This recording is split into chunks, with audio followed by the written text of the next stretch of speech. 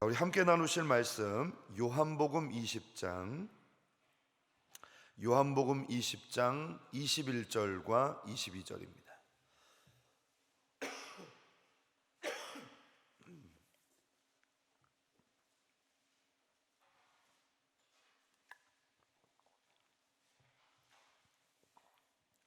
요한복음 20장 21절 22절 말씀. 우리 짧은 우리 두 절입니다. 우리 함께 합독을 하겠습니다. 예수께서 또 이르시되 너희에게 평강이 있을지어다. 아버지께서 나를 보내신 것 같이 나도 너희를 보내노라. 이 말씀을 하시고 그들을 향하사 숨을 내쉬며 이르시되 성령을 받으라. 아멘. 자, 예수님은 이 땅 가운데 복음을 증거할 위대한 전도의 계획을 세우셨습니다. 그것은 이제 당신의 일을 위임받을 사람을 선택하는 것에서 시작되었고, 그리고 그들을 훈련시키는 방법은 그들과 함께 동거하는 일이었습니다. 또한 주님은 이 제자들에게 성별된 삶, 즉 순종의 삶을 요구하셨는데, 오늘은 바로 이처럼 주님을 온전히 의탁하여 따르는 자들에게 주시는 은혜, 부녀에 대해서 함께 살펴보겠습니다. 자, 여기서 이 부녀한다라고 하는 의미는 모든 것을 나누어 주었다, 분배해서 나누어 주었다라고 하는 의미도 있겠지만, 자신의 생명을 나누어 주었다라고 하는 의미도 포함이 되어 있습니다. 주님은 당신의 사람들에게 자기 자신을 주신 분이었습니다. 어제 살펴본 대로 예수님은 자신을 따르는 자들이 순종하기를 원하셨죠. 그 이유는 이 진리를 인정할 때 제자들이 주님의 영을 더 깊이 체험하게 될 것이라는 사실을 아셨기 때문입니다. 그리고 그들이 주님의 영을 받으면 이 잃어버린 세상에 대한 하나님의 사랑을 알게 될 것이기 때문이죠. 자, 그런 이유로 제자들은 주님의 명령을 두말할 것도 없이 늘 받아들여야 했습니다. 제자들은 단지 법을 지키는 정도가 아니라 바로 그들을 사랑하셨고 그들을 위해 기꺼이 자신을 내어주신 바로 그분에게 응답하고 있다는 이 사실을 이해했던 것이죠. 우리가 어떻게 주님께 온전히 순종하고 우리 주님을 의탁할 수 있을까요? 바로 그것은 예수님과 제자들이 가지고 있었던 이와 같은 신뢰의 관계. 주님은 우리를 사랑하셔서 모든 것을 내어주셨고 나는 그 주님의 은혜 속에 있다는 이런 믿음의 관계가 없으면 불가능한 것입니다. 예수님의 생애는 주시는 생애였습니다. 하나님께서 주신 것을 우리에게 거저 주셨고 환난을 이길 때 사용하셨던 자신의 평안을 우리를 위해서 기꺼이 주셨습니다. 주님은 자기를 둘러싼 고통과 아픔 속에서도 떠나지 않았던 기쁨을 우리에게 주셨습니다. 그리고 음부의 권세가 이기지 못할 하늘나라의 열쇠도 주신 것입니다.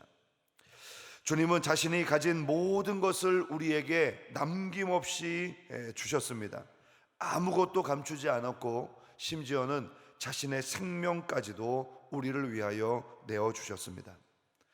바로 사랑은 이런 것이죠. 언제나 자신의 것을 주는 것입니다. 나에게 와서 머물러 있는 것은 사랑이 아닙니다. 사랑한다면 내가 소유한 모든 것을 아낌없이 줄 수 있는 마음의 자세, 그리고 그런 삶이 이어져야 하는 것입니다. 자, 그런 의미에서 예수님은 사랑하기 때문에 내어주는 사랑의 모범을 보여주신 것이죠. 요한복음 3장 16절 말씀, 우리가 잘 알고 있는 대로 하나님이 세상을 이처럼 사랑하사 독생자를 주셨으니 이는 그를 믿는 자마다 멸망하지 않고 영생을 얻게 하려 하심이라. 로마서 5장 6절과 8절 말씀, 우리가 아직 연약할 때의 기약대로 그리스도께서 경건하지 않은 자를 위하여 죽으셨도다. 의인을 위하여 죽는 자가 쉽지 않고 선인을 위하여 용감히 죽는 자가 혹 있거니와 우리가 아직 죄인 되었을 때에 그리스도께서 우리를 위하여 죽으심으로 하나님에 대한 우리의 사랑을 확증하셨다 말씀하고 있습니다. 하나님이 세상을 사랑하심으로 자기의 가장 소중한 아들까지도 내어주신 것입니다. 예수님 또한 아들로서 그의 사랑을 몸소 나타내셔서 아들이 가지고 있는 모든 권위를 마땅히 포기하고 자신의 생명을 세상을 위하여 내어주셨습니다. 이 사실에 비추어 볼 때만 우리는 십자가가 어떤 의미를 가지고 있는지 이해할 수 있는 것이죠. 자신의 죄로 인하여 죽어야만 했던 것처럼 바로 하나님이 자기의 사랑으로 이들을 대신하여 죽도록 우리 예수님을 보내셔야만 했던 것입니다. 주님은 사랑의 최고봉이요 바로 모든 사랑의 표본이 되십니다. 요한복음 15장 12절에서 15절에도 이렇게 말씀하죠. 내 계명은 곧 내가 너희를 사랑한 것 같이 너희도 서로 사랑하는 이것이라. 사람이 친구를 위하여 자기 목숨을 버리면 이보다 더 큰 사랑이 없나니 너희는 내가 명령하는 대로 행하면 곧 나의 친구라. 그렇습니다. 이러한 이유로 우리 주님께서는 바로 기회를 놓치지 않고 잃어버린 세상을 향한 자신의 이 불타오르는 사랑을 제자들에게 끊임없이 보여주시고 그들로 하여금 이 사랑에 감동된 믿음의 사람이 되게 하셨던 것입니다. 주님이 말씀하시고 행하신 모든 것이 바로 이 사랑에 의해서 흘러나온 일들입니다. 주님의 생애는 단순히 세상을 구원하시려는 정도가 아니라 하나님의 사랑을 때에 맞게 드러내시는 그런 삶이었습니다. 그러므로 주님의 제자들은 사랑을 이론이 아닌 자신의 삶에서 실제 여러 가지 방법으로 드러내고 실천해야만 했던 것입니다. 때로는 예수님이 자신의 발을 씻기는 어색한 상황도 자주 일어났지만 그들은 끊임없이 주님의 이런 사랑의 실천과 섬김을 받았고 그들도 그들의 삶 가운데서 이런 사랑을 몸소 실천한 믿음의 사람이 된 것입니다. 이런 사랑의 방식의 봉사는 바로 주님의 이름으로 행하는 모든 사랑의 봉사의 기초가 되고 있습니다. 그들은 자신이 받는 것만큼 거저 주어야 했습니다. 그들은 주님이 자신을 사랑한 것처럼 서로 사랑해야만 했습니다. 아무리 훌륭한 봉사의 결과가 있어도 그 안에 사랑이 없으면 아무것도 아니었습니다. 즉 갈보리의 사랑, 모든 것까지 내어주신 그 사랑이 모든 봉사와 섬김의 표준이 된 것입니다. 우리가 잘 알고 있는 대로 고린도전서 13장 1절에서 3절에 보면 내가 사람의 방언과 천사의 말을 할지라도 사랑이 없으면 소리나는 구리와 울리는 꽹과리가 되고 내가 예언하는 능력이 있어 모든 비밀과 모든 지식을 알고 또 산을 옮길 만한 모든 믿음이 있을지라도 사랑이 없으면 아무것도 아니요 내가 내게 있는 모든 것을 구제하고 또 몸을 불사르게 내어줄지라도 사랑이 없으면 내게 아무 유익이 없느니라. 그렇습니다. 사랑은 우리가 헌신하는 모든 것의 기초이며 표준입니다. 자, 그러나 주님이 자신을 내어주신 이 사랑의 방식에 대하여 우리는 성령의 도우심이 필요하다는 이 사실을 분명히 알아야 합니다. 먼저 주님이 주시는 사랑을 누리고 행할 수 있는 사람은 생명이 있는 사람이어야 합니다. 살아있는 사람이 사랑한다. 여러분, 이 말은 당연하지 않습니까? 물론 살아있는 사람이 사랑을 합니다. 그러나 이 사랑은 부모와 자식 간의 사랑, 연인 간의 사랑, 친구와 친구 사이의 사랑, 이런 세상의 사랑과는 다른 종류의 사랑입니다. 주님의 사랑입니다. 주님의 사랑은 영적으로 살아있는 자들만이 할 수 있는 사랑입니다. 그러므로 주님의 사랑은 바로 구원받은 자들만이 행할 수가 있는 것이죠. 여기에서 바로 주님의 부녀, 자신의 생명을 내어주시며 우리를 사랑하신 그 놀라운 역사가 일어나는 것입니다. 자, 그러면 그 생명은 어디로부터 오는가? 예수님께서는 자기의 생명이 오직 성령을 통해서만 전달된다는 것을 매우 분명하게 말씀하셨습니다. 요한복음 6장 63절 살리는 것은 영이니 육은 무익하니라. 내가 너희에게 이른 말은 영이요 생명이라. 우리가 거듭났다라고 하는 표현은 바로 주의 성령께서 우리 안에 들어오셨다는 것을 의미합니다. 하나님께서 인류를 창조하실 때에 그 코에 생기를 불어넣어서 그 안에 생명이 있도록 하셨던 것처럼 영적으로 죽은 자들은 바로 성령께서 우리 안에 들어오심으로 그 속에 영적 생명이 다시 태어나게 하시는 것입니다. 바로 성령을 통해서 거듭나지 않고는 우리는 그리스도 안에서 새 생활 시작조차 할 수 없는 존재입니다. 제자로서 지식과 은혜 안에서 자라는 일도 성령님이 하시는 일입니다. 성령에 의해서 사람은 말씀으로 거룩하게 되고 봉사를 위해서 하나님께 구별될 수가 있었던 것입니다. 바로 우리의 믿음의 출발부터 끝까지 이런 성령님의 살아계시는 놀라운 역사가 개입하고 계시는 것입니다. 우리가 복음을 증거하는 일도 오직 성령님을 통해서 가능한 일입니다. 주님은 당신이 하시는 일이 성령과 협력된 것임을 우리에게 선언해 주셔서 이 일이 곧 성령의 일임을 강조해 주셨습니다. 누가복음 4장 18절에 보면 주의 성령이 내게 임하셨으니 이는 가난한 자에게 복음을 전하게 하시려고 내게 기름을 부으시고 나를 보내사 포로된 자에게 자유를, 눈먼 자에게 다시 보게 함을 전파하며 눌린 자를 자유롭게 하고 주의 은혜의 해를 전파하게 하려 하심이라. 그렇습니다. 예수님도 바로 그 모든 사역을 감당함에 있어 주의 성령이 내게 임하셨기 때문에 내가 이런 일을 한다라고 말씀합니다. 오늘 하나님의 사명을 받은 자들도 동일하게 바로 그런 성령의 은혜를 사모하고 누려야 합니다. 주님의 전도 사역이 성령의 임재로 출발하였던 것처럼 모든 복음의 원리는 성령의 역사로 이루어집니다. 사도행전 1장 8절 오직 성령이 너희에게 임하시면 너희가 증인이 될 것이다. 바로 복음 증거는 성령의 사역인 것입니다. 오늘도 성령님은 여전히 살아계셔서 복음을 전하는 자들에게 할 말을 주십니다.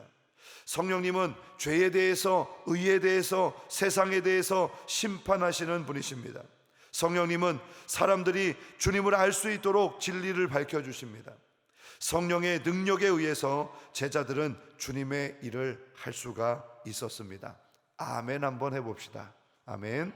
그래요. 이것을 볼 때 전도는 특별히 어떤 사람이 계획하는 사업이나 특별한 이벤트가 아니라 처음부터 하나님이 진행하여 오셨고 마침내는 하나님의 목적이 완결될 때까지 계속적으로 성령께서 하시는 사역인 것입니다. 그러므로 제자들이 해야 할 일은 오직 성령을 구하고 그 성령님께 자신의 생애를 온전히 맡기는 것뿐이었습니다. 그래서 예수님은 자신이 떠난 뒤에도 또 다른 보혜사가 오셔서 너희들을 이끌고 인도해 주실 것이다. 바로 성령께서 오실 것이고 그분은 온전히 우리의 모든 삶을 인도해 주실 것임을 강조하고 또 강조하셨습니다. 바로 이 당부는 예수님께서 부활하신 이후에도 제자들을 찾아오셔서 계속 이어졌습니다. 오늘 우리가 읽었던 본문의 말씀은 십자가의 죽음 후에 여전히 부활의 소식은 들었지만 두려워서 숨어 있었던 제자들을 향해서 오셨던 예수님의 말씀입니다. 다시 한번 보실까요? 요한복음 20장 21절입니다. 예수께서 또 이르시되 너희에게 평강이 있을지어다. 아버지께서 나를 보내신 것 같이 나도 너희를 보내노라. 이 말씀을 하시고 그들을 향하여 숨을 내쉬며 이르시되 성령을 받으라. 여러분, 오늘 이 말씀이 어떻게 보면 앞뒤가 안 맞습니다. 예수님의 부활에 대한 소식은 들었지만 여전히 문을 꼭꼭 걸어 잠그고 숨어 있는 자들에게 평강이 있으라. 어떻게 두려워 떠는 자들에게 평강이 임할 수 있단 말입니까? 그러나 오늘 주님께서는 뒤에 말씀하시죠. 성령을 받는다면 너희에게 평강이 있을 것이다. 또 주님은 말씀하십니다. 아버지께서 나를 보내신 것 같이 나도 너희를 보내노라. 아니, 지금 두려워서 벌벌 떨고 있는 자들에게 내가 너희를 세상에 보낼 것이다. 여러분, 그들이 가겠습니까? 그러나 이 해답도 뒤에 있습니다. 숨을 내쉬며 이르시되 성령을 받으라. 너희들이 성령 받으면 담대하게 나가서 내가 했던 그 일을 행할 수 있을 것이다 말씀합니다. 주님은 제자들을 보내시며 성령을 받으라고 하셨습니다. 이제 주님의 사역은 끝났고 제자들은 성령님과 더불어 바로 사역을 감당해야만 했던 것입니다. 주님의 숨결을 부여받은 제자들은 이제 성령님의 지혜와 능력을 가지고 사역의 현장에 뛰어들어가 주님이 하셨던 일보다도 더 큰 일을 감당하게 될 것입니다. 요한복음 14장 12절에 보면 주님께서 살아계실 때 하셨던 말씀이 이것입니다. 내가 진실로 너희에게 이르노니 나를 믿는 자는 내가 하는 그 일도 할 것이요 또한 그보다 큰 일도 하리니 이는 내가 아버지께로 감이라. 주님은 아버지께로 가신다고 하면서 그 뒤에 이렇게 말씀하십니다. 내가 아버지께 구하겠으니 그가 또 다른 보혜사를 너희에게 주사 영원토록 너희와 함께 있게 하리니 그는 진리의 영이라 세상이 능히 그를 받지 못하나니 이는 그를 보지도 못하고 알지도 못함이라. 그러나 너희는 그를 아나니 그는 너희와 함께 거하시며 또한 너희 속에 계시겠습니다. 주님의 성령을 받은 자, 주님의 능력을 동력으로 가지고 있는 자들은 주님이 이 땅에서 지상 사역으로 하셨던 그 일보다도 더 큰 일을 할 수 있을 것이다 말씀하시는 것입니다. 주님은 선택하여 동거하며 순종하는 자들에게 오늘도 여전히 자신을 주십니다. 자신의 생명을 주셨을 뿐 아니라 지금은 성령님을 보내어 주십니다. 성령님께 예수님의 생명이 있고 능력과 지혜가 있습니다. 성령님을 통해서 오늘도 복음이 증거되고 구원의 역사가 일어나는 것입니다. 질문하겠습니다. 여러분들 안에 성령님이 계십니까? 여러분들이 성령님과 함께 동행하고 계십니까? 그렇다면 오늘 증거된 모든 말씀은 바로 여러분 자신의 것이고 여러분들은 충분히 그 일을 할 수 있는 하나님의 백성인 줄로 믿습니다. 오늘도 그 성령님께 주여 우리에게 전도의 영을 부어주시고 성령님 오늘도 은혜와 능력을 우리에게 더하셔서 주님 그토록 소망하시는 이 놀라운 일을 감당하는 하나님의 백성 일꾼 되게 해달라고 우리 함께 기도하는 복된 시간이 되기를 간절히 소망합니다.